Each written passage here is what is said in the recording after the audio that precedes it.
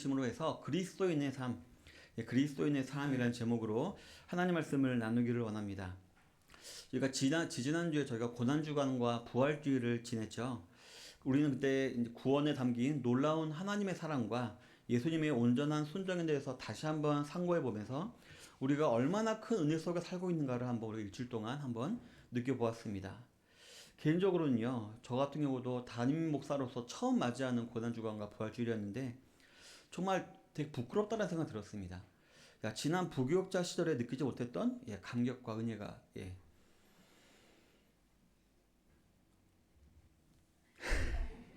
네,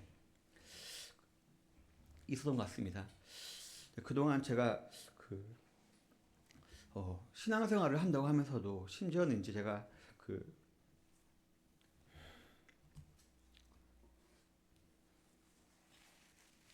사역을 하면서도 예수님과 고난과 죽음을 제가 너무 이렇게 피상적으로 알고 있지 않았었나. 그래서 적당히 그냥 분위기만 맞추면서 그때 지나간 것이 아니었나.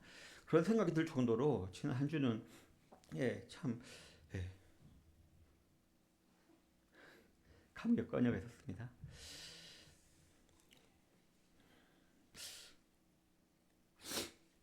참 그런 것 같습니다. 어느 순간부터 정말 너무나도 익숙해진 교회력에 따른 삶이 있죠. 우리가 마땅히 1월에 뭐가 있고 2월 뭐가 있고 이렇게 교회력에 따른 삶이 있다 보니까 나도 모르는 사이에 이러한 은혜를 일송한적이고 의례적인 것으로 치부해 버렸던 것이 아니었나. 네, 그렇습니다.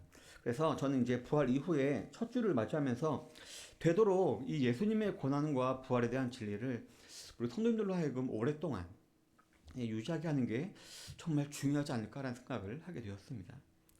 근데 또 그렇다고 해서 또 매주 또 십자가의 고난과 매주 또 부활만 설교할 수는 없는 거잖아요. 왜냐하면 아무리 좋고 감동적인 내용이라 할지라도 매번 듣다 보면 식상해지게 되어 있고 그 효과는 점점 줄어들기 때문입니다. 그렇기 때문에 저는 성경 66권 속에 담긴 하나님의 말씀을 늘 새로운 말씀처럼 받으며 하나님 앞에서 그리스도인으로서 그리고 세상 속에서 살아가는 그리스도인으로서 하나님의 사랑과 예수님의 순종을 우리가 평소에 자각하게 하는 것, 이것이 중요하다라고 생각이 되어졌습니다.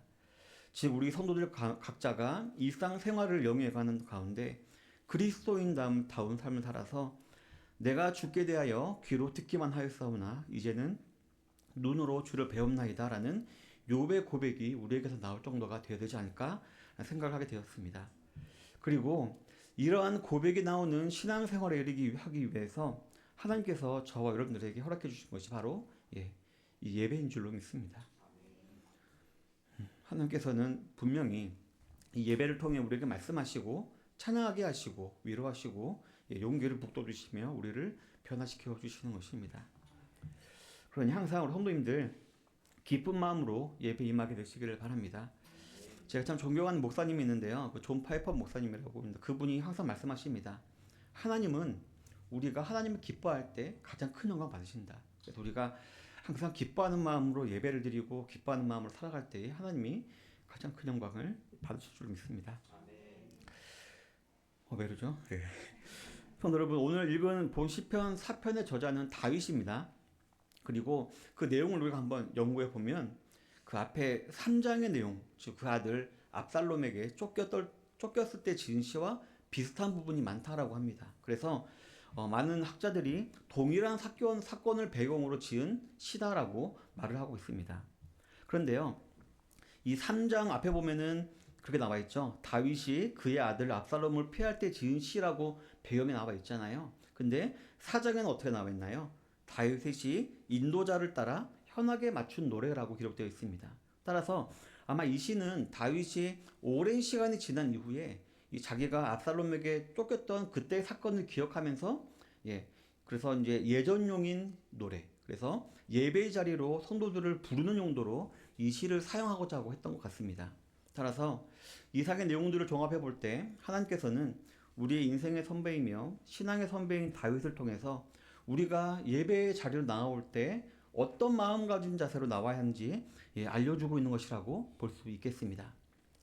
우리가 받은 구원의 은혜와 십자가의 사랑을 기억하는 성도는요, 첫 번째로 자신의 상태를 바로 볼 줄 아는 마음으로 예배 자리에 나올 수 있어야 합니다. 본문 1절 한번 다 같이 읽도록 하겠습니다. 시작. 내 의의 하나님이여 내가 부를 때에 응답하소서. 곤란 중에 나를 너그럽게 하셨사오니 내게 은혜를 베푸사 나의 기도를 들으소서. 아멘. 방금 이제 1절을 읽어보면 이 시가 평소문으로 쓰여 있죠. 그래서 지금 제가 생각하기로는 다윗의 심정을 아마 제대로 표현하지는 못하고 있는 것 같습니다. 그래서 제가 영어 성경 한번 봤는데요. 여기 성경 보니까 1절의 시작이 어떻게 시작하냐면은 answer me로 시작합니다. 뭔가요? 대답하소서, 응답하소서. 약간 강요하는 듯한, 맞죠? 좀 건방지듯이 막 하나님께 좀 말해라 이런 식으로 말하잖아요. 이게 흔히 도치법이라는 기법이라고 합니다. 강조하고 싶은 것이 있다거나 뭐 기대하는 것이 있다거나 운율 등을 위해서 부여하는 수사법이라고 하는데요. 따라서 현재 다윗은 지금 긴급하게 그리고 간절하게 기대하는 마음으로 하나님을 찾고 있음을 우리가 알 수가 있습니다. 그리고 곤란 중에 나를 너그럽게 하셨사오니 라고 말하고 있는데요. 지금 이 부분은 과거의 사건을 회상하는 것입니다. 예전에 압살롬에게 쫓겼을 때 나를 이렇게 구해주지 않았습니까? 라고 그 이제 사건을 회상하며 하는 말입니다. 우리도 누군가에게 일을 부탁할 때 이런 말 많이 하죠. 옛날도 도와줬잖아. 이번 좀 도와줘. 이렇게 말을 하잖아요. 마찬가지로 예전에 자신을 도와주었던 사건을 상기시키면서 다소 뻔뻔하게 보일 정도로 도움을 청하고 있는 듯한 인상을 지금 우리에게 주고 있는 것입니다. 그리고 이어서 말합니다. 은혜를 베푸소서, 나의 기도를 들으소서라고 표현만 다르지 똑같은 내용을 두 번 반복하며 말하면서 지금 하나님께 조르는 듯한 인상을 지금 주고 있는 것입니다. 성도 여러분, 서두에서 알아보았듯이요, 이 시는 다윗이 자신의 아들 압살롬에게 쫓겼던 사건을 회상하면서 지은 시라고 했습니다. 다윗은 지금 이 시를 쓰면서 그때 자기의 마음이 어땠는지를 포장하려 하거나 축소하려거나 확대하지 아니하고 지금 실감나게 그 마음 그대로 지금 표현하고 있는 것입니다. 너무 급박한 상황이라서 남이 보면 뻔뻔해 보이기도 하고 비굴해 보일 정도로 지금 졸으면서 기도를 했는데 다윗이 그때도 이렇게 기도했다는 것입니다. 어떻게 보면은 왕의 채통도 잊은 채 정말 호들갑을 떨면서 기도하고 있다라고 볼 수가 있는 것입니다. 그렇다면 왜 이처럼 다윗은 왕의 채통도 잊은 채 이렇게 호들갑을 떨며 기도했을까요? 먼저는요, 다윗은 알고 있었기 때문이었습니다. 비록 내가 왕이긴 하지만 근본적으로는 무능한 인간일 따름이다라는 것을 알고 있었기 때문이었습니다. 그리고 더 중요한 사실이 있다면 내가 아니라 하나님께서만이 이 문제를 완전하게 손쉽게 해결해 주실 수 있으신 유일한 분임을 알고 있었고요. 또 사후 관리까지도 확실한 분이심을 믿었기 때문에 다윗은 이렇게 쫄은 것이었습니다. 우리도 어떤 부탁할 일이 있을 때 아무에게나 부탁하지 않죠. 제가 서울 가서 운전하는데 제가 지유한테 운전 부탁하지 않겠죠. 운전할 줄 아는 잘하는 사람에게 부탁하겠죠. 마찬가지로 다윗은 지가 하나님을 확실히 믿었기 때문에 하나님이 내게 도움을 줄 수 있는 걸 믿었기 때문에 쪼르고 뻔뻔하게 또 요구하고 하는 기도를 했던 것이었습니다. 성도 여러분, 이처럼 다윗은요, 지금 자신의 힘으로는 도저히 해결할 수 없는 문제를 만난 것입니다. 그리고 그 문제 해결을 위해서 과거에도 그 놀라운 은혜와 긍휼로 자신을 구원했던 하나님을 기억하고는 지금 간절하게 기도하고 있는 것입니다. 그렇다면 성도 여러분, 우리 사람이 해결할 수 없는 이 세상의 가장 어려운 일이 무엇일까요? 아니, 우리 사람이 해결할 수 없는 불가능한 일은 무엇일까요? 바로 죄인이 용서를 받아 구원을 받는 것입니다. 우리 사람이 아무리 잘나도 자기가 자기를 구원할 수 없습니다. 그런데 다윗은 이 일을 경험했습니다. 하나님의 은혜로 구원받는 일을 경험했습니다. 바로 오늘 다윗이 부르고 있듯이 내 의의 하나님을 통해서 이 사건을 경험한 것입니다. 여기서 의의 하나님이라 나와 있잖아요. 의, 바로 자신의 모든 죄를 도말하여서 의롭게 만드신 하나님, 또 나를 의로운 성품으로 만드신 하나님이라 의미가 있는데 그 하나님이 통해서 내가 구원받았다. 게다가 그 이후에 그 누구보다도 하나님과 친밀한 교제를 나눴기 때문에 이렇게 당당하게 얘기하죠. 다른 누구의 하나님이 아니라 내 의의 하나님, 나의 하나님이라고 당당히 부르고 있는 것입니다. 이처럼 불가능이 없으시며 의인의 간구를 실망시키지 않을 하나님이심을 다윗은 확실히 믿었기 때문에 지금 이렇게 간절하게 매달리듯 기도했던 것이었습니다. 성도 여러분, 저 여러분들은 요즘 어떠신가요? 생명을 위협할 만하거나 온종일 머리를 꽉 채우며 괴롭히는 문제가 혹시 있으신가요? 아니면 그냥 특별한 일 없이 그저 그럭저럭 매일매일 하루하루 그냥 잘 지내는 그런 하루를 지내고 계신가요? 오늘 본문은요, 우리가 어떤 환경에 있든지 우리는 동일하게 처해 있는 한 상황이 있다라고 말해주는데요. 바로 우리는요, 첫 번째로 우리는 알게 모르게 이미 치열한 영적 전투 가운데 우리가 놓여져 있다는 것입니다.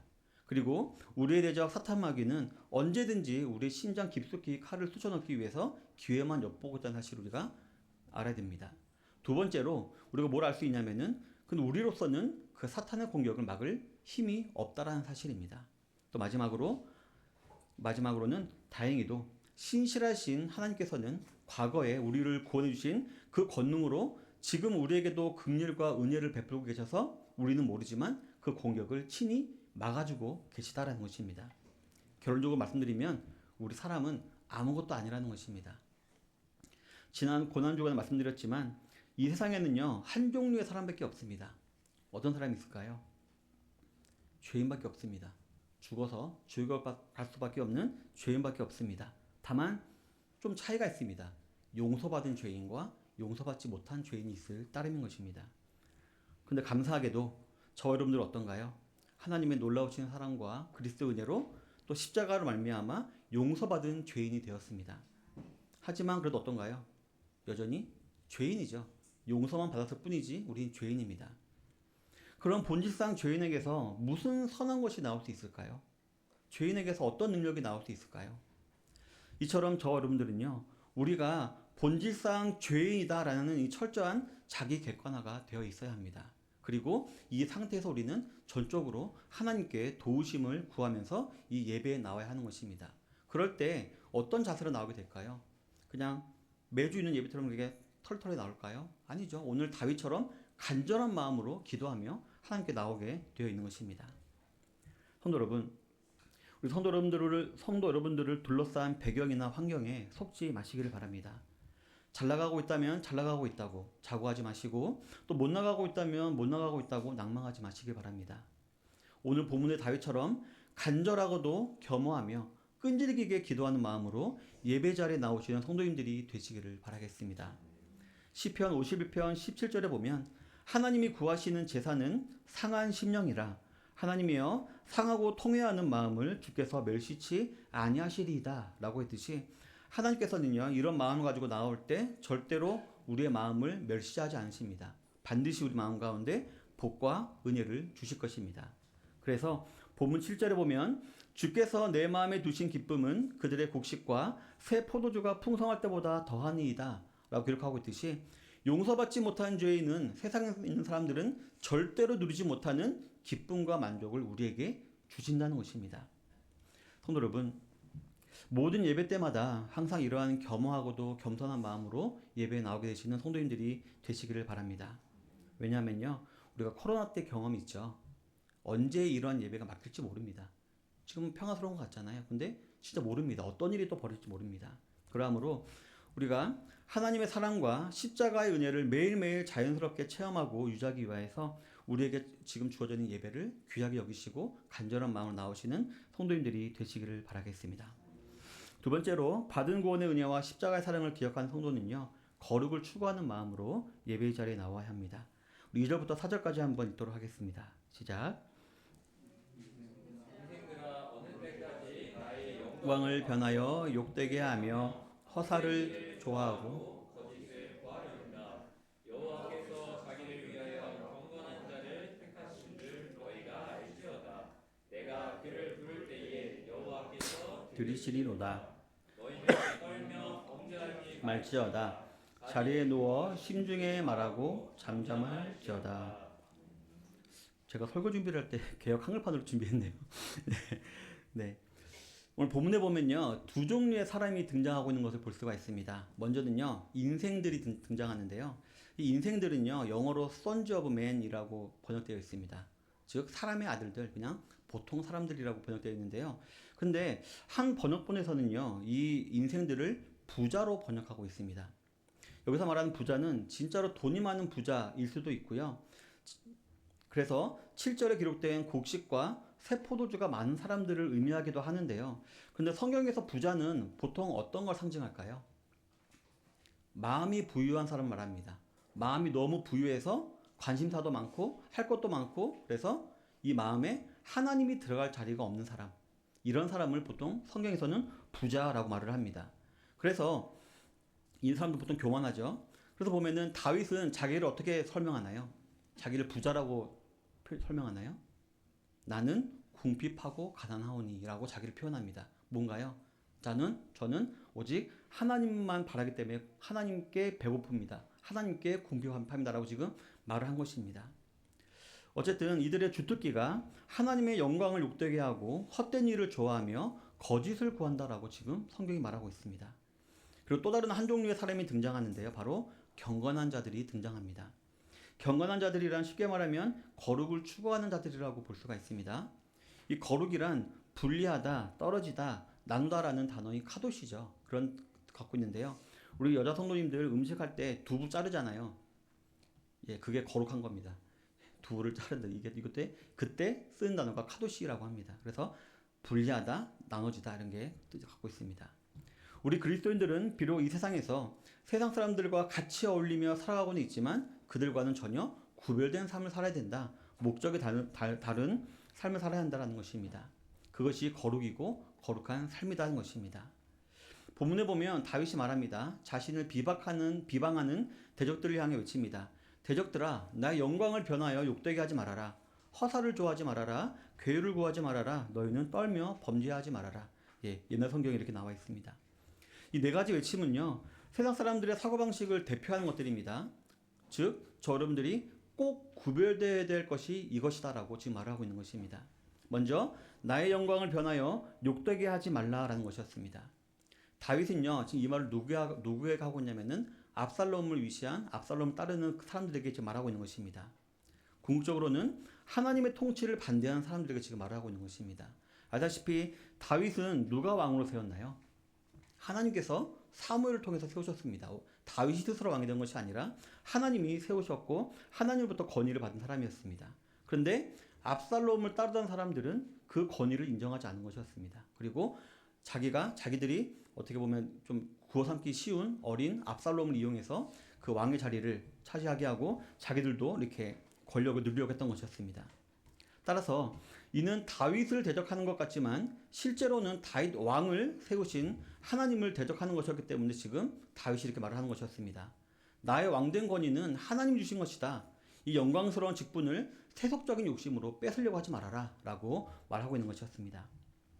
다윗의 신하들이 압살롬이라는 애송이를 앞세워서 다윗을 대적한 이유는 뭘까요? 바로 다윗이 받은 하나님의 은혜에 대한 질투였을 것입니다. 그러나 자신들은 명분이 없으니까 왕의 아들이며 허영심이 강했던 압살롬을 이용해서 다윗이 누리는 호사를 누리려고 했던 것이었습니다. 성도 여러분, 사사기 이후에 우리가 알 수 있는 성경의 주제가 뭐가 있을까요? 사사기, 레위기 아니죠? 사사기, 룻기, 사무엘 상하. 이 성경을 보면은 주제가 뭘까요? 바로 하나님만이 왕이시다는 것입니다. 예. 하나님만이 이스라엘의 진정한 사사시고 하나님만이 이스라엘의 진정한 왕이시다. 이게 주제입니다. 성경의 꽤 많은 부분에서 이 사실을 강조하는 이유는요. 동서고금을 막론하고 모든 세상 사람들은 모두가 다 자기가 왕인 것처럼 여기며 살아가고 있기 때문입니다. 하지만 저와 여러분들 같은 그리스도인들은요. 그런 사람들이 되어서는 안 됩니다. 행복이 아니라 오히려 거룩을 추구하는 자들이 되어야 하는 것입니다. 본문에서 말하는 거룩은요. 분리됨도 있지만 깨끗함도 있습니다. 그리고 깨끗하게 되면 어떻게 될까요? 구별되어서 우리가 깨끗하게 되면 어떻게 될까요? 예, 사용받게 되어 있죠.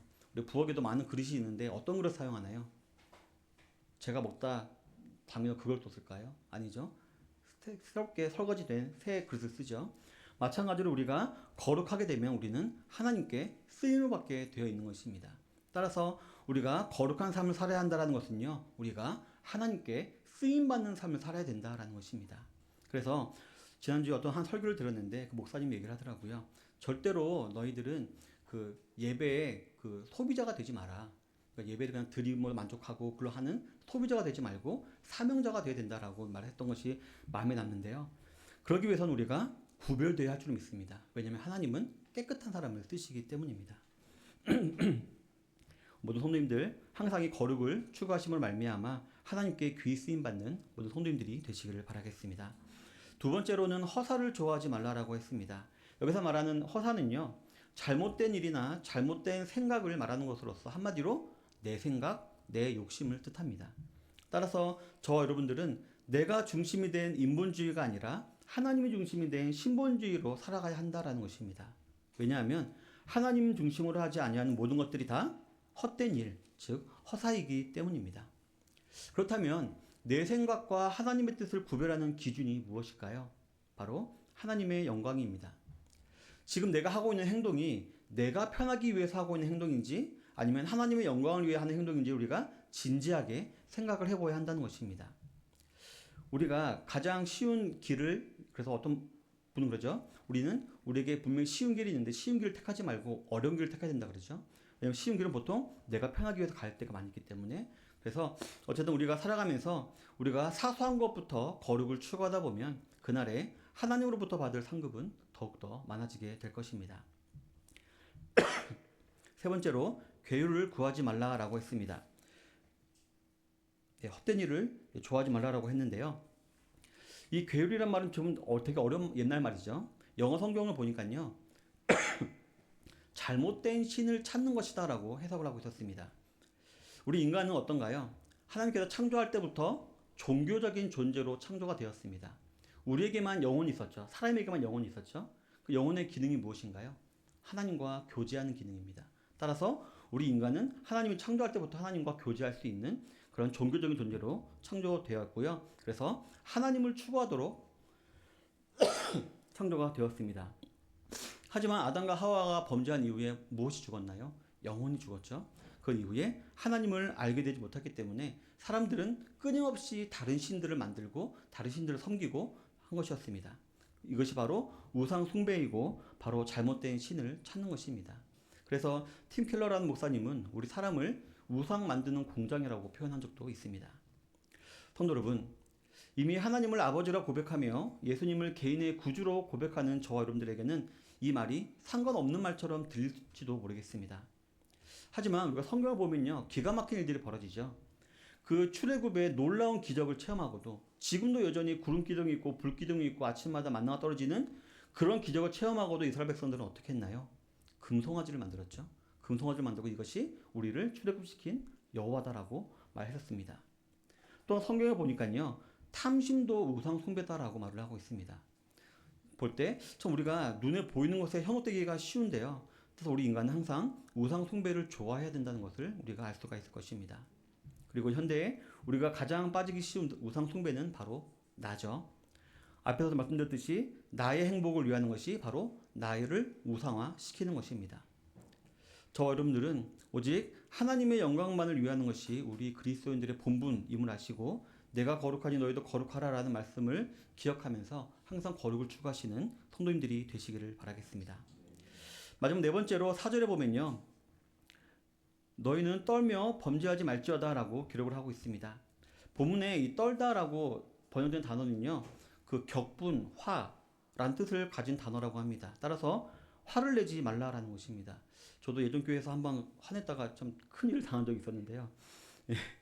어떤 모양으로든 화를 내는 것은 절대로 우리 그리스도인들이 보여줘서는 안 될 행동이 되는 것입니다. 그리고 화를 내면 사람들이 감정적으로 격해져서 그로 인해 파생되는 더 많은 죄를 또 짓게 되어 있습니다. 특히나 하나님을 찬양했던 그 입으로 더러운 욕이나 저주를 하게 된 경우도 있는 것입니다. 그래서 다윗은 본문에서 말하고 있습니다. 자리에 누워 심중에 말하고 잠잠할지어다 라고 했습니다. 혼자 있는 시간에 자신의 마음을 한번 차근차근 되돌아보아 그 화의 근원이 무엇인지를 찾아내서 보라는 것입니다. 그러면은 잠잠하게 될 것이다 라고 말하고 있는 것입니다. 왜일까요? 자기 잘못이 때가 많이 있고요. 또 자기 불만에서 자기 욕구가 채워지지 못한 것에 대해서 때문에 화가 난 것이 대부분이었기 때문에 부끄러워서 잠잠하게 된다라고 말을 하고 있는 것입니다. 성도 여러분, 우리 그리스도인들은 행복이 아닌 거룩을 추구해야 하는 사람들이고요. 거룩이란 하나님 중심의 삶을 살아갈 때에만 얻을 수 있다는 것을 꼭 기억하게 되시기를 바랍니다. 인간적인 생각으로 내 행복을 추구하고 우상을 만들어내며 화를 내는 것은요, 오히려 거룩을 방해하는 것입니다. 이런 것들을 멀리하여 거룩을 요구하시는 하나님을 믿는 성도의 삶을 사시는 모든 선양의 성도님들이 되시기를 바라겠습니다. 세 번째로 우리가 받은 구원의 은혜와 십자가의 사랑을 기억하는 성도는요, 사명감을 가지고 예배의 자리에 나와야 합니다. 본문 5절부터 6절에 보면 의의 제사를 드리고 여호와를 의뢰할지어다. 여러 사람의 말이 우리에게 선을 보일 자 누구냐 하오니 여호와여 주의 얼굴을 들어 우리에게 비추소서. 네, 하고 있습니다. 다윗은 거룩한 삶을, 거룩을 추구하는 삶을 살아라고 권면한 이후에 그 예시로 예배를 드리는 삶을 살아야 된다라고 말을 하고 있습니다. 5절에 보면요, 의의 제사를 드리고 여호와를 의뢰할지어다라고 했는데요. 여기서 말하는 의의 제사라는요, 너희가 의의 제물이 되어라라는 그런 의미였습니다. 즉 올바른 제물을 드려라 것이었습니다. 표면적으로는 율법에 맞는 제물을 드려라는 뜻이 되기도 하겠지만 바로 이 말은요, 우리 성도님들이 하나님과 올바른 관계를 맺어야 한다라는 그런 의미입니다. 성도 여러분, 죄인인 사람이 하나님과 온전한 관계, 올바른 관계를 맺을 수 있는 방법이 뭐가 있을까요? 예, 우리의 마음의 무릎을 꿇고 주님께 엎드리는 이 예배밖에 없습니다. 하나님은 창조주시고 우리 피조물이시고, 예, 구원자이시고 우리는 구원자이고 이런 사실을 우리가 정립하는 이 예배가 올바른 관계를 맺는 방법입니다. 제사를 친히 하나님께서 제정하시고 그를 통해 죄 용서를 선포하시고 우리를 만나 주셨듯이 우리 그리스도인들은 오직 예수님만 바라고 기도하는 마음으로 이 예배를 드리기에 힘써야 하는 것입니다. 그리고 이렇게 예수님을 바라며 예배를 드리면 6절에 기록된 대로 하나님께서 어떻게 하실까요? 예, 우리에게 하나님의 얼굴을 보여주십니다. 하나님의 얼굴을 보여주시고 영광의 빛을 비춰주십니다. 그리고 그 사실은 누구도 알게 될까요? 주위 사람들도 알게 될 것입니다. 마치 시내에서 내려왔던 이 모세의 얼굴에 빛이 났듯이 우리에게도 반드시 그런 빛이 날 것이고요. 그것을요 분명히 주위 사람들이 보게 됩니다. 나는 잘 모르는데 주위 사람들이 뭔가 변한 것 같다, 표정이 변한 것 같다 분명히 느끼게 되고요. 그로 말미암아 분명 많은 영혼들을 주님께로 인도하는 도구로 사용되게 될 줄로 믿습니다. 그렇기 때문에 저 여러분들은요 사명감을 가지고 예배를 드려야 합니다. 그를 통해 예수님을 반사하는 반사체로서의 삶을 살아가야 하는 것입니다. 최근 수요일에 이제 우리 대열 형제 누나와 매형과 이제 우리 에사와 우리 장모님 나오십니다. 예전에 혼자 드릴 때는요, 저 혼자 저 뒤에 돼지 인형 한 개 세워놓고 제가 예배드리고 그랬었는데 그 얼마나 위로가 되는지 모릅니다. 위로가 되고 힘이 되고 이제 저도 막 이렇게 더 열심히 하겠다는 생각이 드는데요. 성도 기억하시기 바랍니다. 우리 성도님들이 예배 자리를 지키는 거 아무것도 아닌 것 같잖아요. 큰 교회에서 나 한 명 빠진다 아무것도 아닌 것 같잖아요. 근데 그게 하나님께서 가장 기뻐하시고 좋아하시는 것을 기억하시기 바랍니다. 예전에 어떤 목사님이 이런 말씀하신 것 같습니다. 하나님께서 이제 그 범죄한 이스라엘을 출애굽 시킬 때 그 모세라는 사람을 사용하셨잖아요. 근데 이제 그 이스라엘 사람들이 광야에서 다 죽어버리잖아요. 그러니까 사람들이 불평합니다. 왜 우리를 여기서 죽이냐? 우리는 아무런 값어치가 없는 거냐? 우리 자손만 들어가고 복을 받으면 되는 거냐? 라고 하면서 자신을 되게 하찮게 느껴지는 그런 이제 발언을 한 적이 있었는데 그 목사님이 이렇게 해석하시더라고요. 아니다. 너희들을 인도한 그 위대한 모세도 같이 거기 누워있지 않느냐. 그 말은 하나님이 너희도 귀중하게 여기신다는 것이다.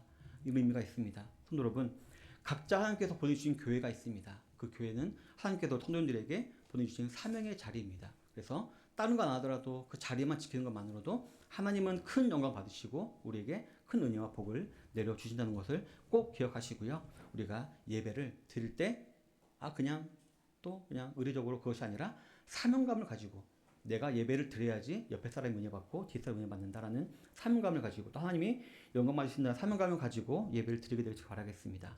그럴 때요 하나님께서 우리에게 정말 큰 은혜와 복을 기쁨을 허락하실 줄로 믿습니다. 우리 사랑하는 성도 여러분, 본문 7절 8절 한번 다 같이 읽어볼까요? 시작. 주께서 내 마음에 주신 기쁨은 그들의 곡식과 새 포도주가 풍성할 때보다 더하니이다. 내가 평안히 눕고 자기도 하리니 나를 안전히 살게 하시는 이는 오직 여호와이시니라. 예, 이 7절 8절은요. 우리가 앞에서 말했듯이 우리가 우리의 좀 자기 자신을 잘 알고 그리고 예배 거룩하게 또 예배 중에서 삶을 살 때 어떤 은혜가 우리에게 주어지는가가 기록되어 있습니다. 제가 말씀드렸듯이 시편 4편은 모든 환란이 지나간 다음에 다윗이 지은 시라고 했습니다. 다윗이 지금 생각해 본 것입니다. 내가 지금 누리고 있는 풍성함과 평안히 눕고 자는 것, 또 안전히 거하는 복, 생각해 보니까 내가 그때 말로 내가 범죄하지 않아서 그렇구나. 내가 그때 하나님을 의지한 기도에서 내가 이런 복을 받았구나. 내가 그때도 내가 하나님께 예배하는 마음으로 내가 그때를 지나갔기 때문에 내게 이런 복이 임했구나라는 것을 지금 다윗이 깨달았게 되었다라고 고백하고 있는 것입니다. 성도 여러분, 인생과 신앙의 선배인 다윗은요, 자신이 체험한 하나님의 은혜를 근거로 해서 지금 저와 여러분들을 권면하고 있습니다. 자신의 상태를 바로 알고 겸손히 예배의 자리로 나와야 하고요. 평소에는 거룩을 추구하며 사명감을 가지고 예배 자리에 또 다시 나와야 한다라고 우리에게 말씀하고 계십니다. 그래야 우리는 하나님의 사랑과 사랑과 그리스도의 은혜를 우리 마음속에 쭉 이어갈 수가 있게 되는 것입니다. 한 번 고난 중간 부활주알로 슬펐다 기뻤다 끝나는 것이 아니라 쭉 우리의 그런 감동이 우리 삶 가운데 계속 이어지게 되어 있다는 것입니다. 아무리 다윗이 하나님으로부터 내 마음에 합한 자라는 칭호를 받은 사람이라고 하더라도 그도 우리와 성격이 똑같은 사람일 뿐입니다. 이 말은요, 저와 여러분들이라고 다윗이 누린 은혜와 복을 누리지 말라라는 법이 없다는 것입니다. 성도 여러분, 다윗은 자신이 체험한 이러한 은혜를 저와 여러분들이 직접 맛보아 알기를 원하는 마음으로 저는 지금 이 시를 지어서 우리에게 읽게 하는 거라고 저는 확실히 믿습니다. 근데 이 삶이 어떤가요? 결코 쉬워보지 않죠. 어렵습니다. 하지만 우리가 이러한 성도의 삶을 살아감으로 말미암아 세상 어디에서도 줄 수 없는 평안과 기쁨과 풍성과 안전함을 직접 체험해보기 원하는 마음으로 다윗은 그래도 해봐라. 오늘도 한번 살아내라 라고 우리에게 권면하고 힘주고 있는 것입니다. 찬송가 가사 중에 주가 나와 동행하면서 나를 친구 삼으셨네. 우리 서로 받은 기쁨은 알 사람이 없도다 라는 가사가 있죠. 오직 하나님께서만이 이 세상이 줄 수 없는 진정한 희열과 기쁨을 우리에게 주실 수 있으신 분이십니다. 그러한 하나님의 사랑과 그리스도 은혜를 매일 매순간 소망하시면서 자신의 상태를 잘 직시하시는 성도님 되시기 바랍니다. 내가 지금 괜찮은 것 같은데 아니다. 지금도 사탄은 우리를 죽이려고 노리고 있다. 그리고 하나님이 보고 계시다. 이런 사실을 직시하며 겸손히 주님의 자리에 나오고요. 또 비록 어렵고 힘들지만 내가 하나님의 말씀을 따라 살기 원하는 거룩을 추구하는 삶을 살기를 원합니다. 그리고 예배의 삶, 예배가 내 곁다리가 아니라 예배의 중심의 삶을 살아가신 성도님 되시길 바랍니다. 예전에 한 목사님이 이제 이런 말씀 하시더라고요. 예전에 우리 아이들이 그러잖아요. 아침 학교 갈 때 학교 다녀오겠습니다 그러잖아요. 근데 이제 그 목사님은 그렇게 그렇게 하지 말라고 합니다. 주일에 교회를 나가면서 집에 다녀오겠습니다. 이런 식으로 교회 중심의 삶을 살아야 한다고 말하고 있습니다. 성도 여러분, 이처럼 이러한 삶을 잘 견지하시는 모든 선영의 성도님들, 또 우리 모든 성도님 다 되시기를 주님의 이름으로 축원합니다. 다 같이 기도하겠습니다. 받은 말씀을 기억하며 기도하도록 하겠습니다. 하나님, 저에게 겸손한 마음을 주시옵소서. 교만하지 않게 하시고 겸손한 마음 주시옵시고 또 무엇보다도 거룩을 추구할 수 있도록 도와주십시오. 내 행복이 아니라 거룩을 추구하게 하시고 또 이 예배 자리를 내가 사명감을 가지고 내가 참여할 수 있게 해달라고 다 같이 기도하도록 하겠습니다. 기도하겠습니다. 하나님 아버지, 참으로 감사드립니다. 주님께서 정말 저희들에게 오늘도 말씀을 통하여서 우리가 그리스도인으로서 어떤 삶을 살아가야 하는지에 대해서 알려주심을 참으로 감사드립니다. 아버지 하나님, 아버지 하나님, 우리는 참 교만합니다. 매사가 교만합니다. 우리가 조금 가진 것, 조금 아는 것 가지고 아버지 하나님, 우리가 함부로 행하며 하나님까지도 판단하며 아버지 교만할 때가 너무 많이 있습니다. 아버지 겸손케 하여 주시옵소서. 아버지 저 한낱 민물인 마귀보다도 못한 우리 실존을 자각하게 하시고 하나님의 그 신실하신 은혜로 우리를 보호해주고 계신 것을 분야 사실을 알고 우리가 더 겸손히 주님만 의지하며 나아가게 되도록 인도하여 주시옵소서. 또 아버지 하나님, 우리 육신이 이 땅에 거하고 있기에 여전히 우리 마음대로 우리 뜻대로 행하고 싶습니다. 하지만 말씀을 추구하며 거룩을 추구하게 되도록 아버지 인도하여 주시옵소서. 또 아버지 하나님, 우리가 이 매주 드리는 예배가 당연한 자리가 아니라 우리가 마땅히 힘써 지켜야 될 사명의 자리로 이어지게 되도록 인도하여 주시옵소서. 그래서 우리 성도님들, 여기 모든 성도님들 하나님으로 가신 모든 은혜와 복들을 충만히 받아 누리는 손을 될 수 있도록 아버지 함께하여 주시옵소서. 하나님 아버지 감사드립니다. 받은 말씀 주심을 감사드립니다. 우리로 하여금 정말 너무나도 많이 들어서 알고 있는 이 기본적인 사실을 잊지 않도록 인도하여 주시옵시고 우리 삶에 아버지 하나님 정말 디폴트가 되어서 정말 우리가 항상 이러한 삶을 살아감으로 하나님께 영광받고 하나님의 은혜와 기쁨을 충만히 누리는 저희 될 수 있도록 인도해 주시옵소서. 또 그런 말미암아 많은 사람들에게 이 복음의 기쁜 소식을 전하는 모든 성도들 될 수 있도록 도와주시옵소서. 예수님 이름으로 기도드립니다. 다 같이 일어나셔서 모든 상황 속에서